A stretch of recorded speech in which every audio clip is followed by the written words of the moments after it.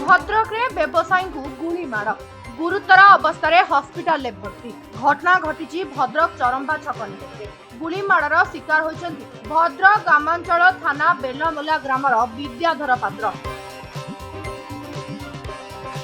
सूचना अनुसार संध्यारे विद्याधर चरंबा स्थित निज दुकान बंद करी घर को जाउतबा बेले किछि दुर्बृत्त हठात आसी तांको उपरकू गुली चलाइथिले।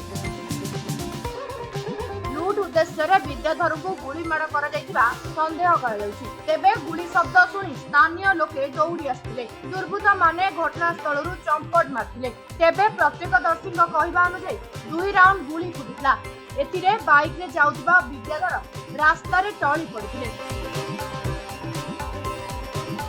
तांकू उद्धार करी भद्रक मेडिकल रे भर्ती कराଯାଇଛି परे गुरुतर भावे कटक मेडिकल को स्थानांतर कराଯାଇଛି। पुलिस घटनास्थल रे पहुंची तदंत आरंभ करछि।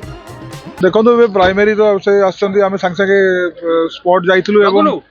तांकू अणाइथिला मेडिकल को इमरजेंसी रे तांकू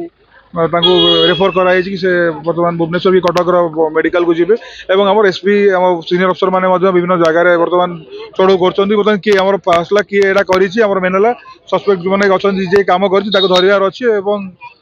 संगे संगे आमे स्पॉट को जीवु एवं वेरीफाई करिवु कोन हेतला कोन नै। देखो एबे जतबे इमिडिएटली आमे स्पॉट को गलु स्पॉट को एसपी हमर भद्रक जाइछंती बाकी से अन्य वर्तमान जो जगह रे भी जो सस्पेक्ट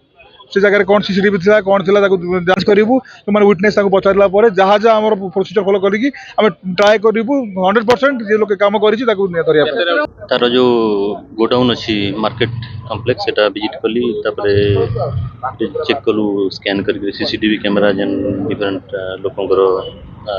जो थिले तांका पाखरे कथा वार्ता कली एठी आसी स्पॉट रे देखिली तांकर परिवार सहित कथा वार्ता कली तांकर ट्रीटमेंट जो कथा टिके बुझिली एवं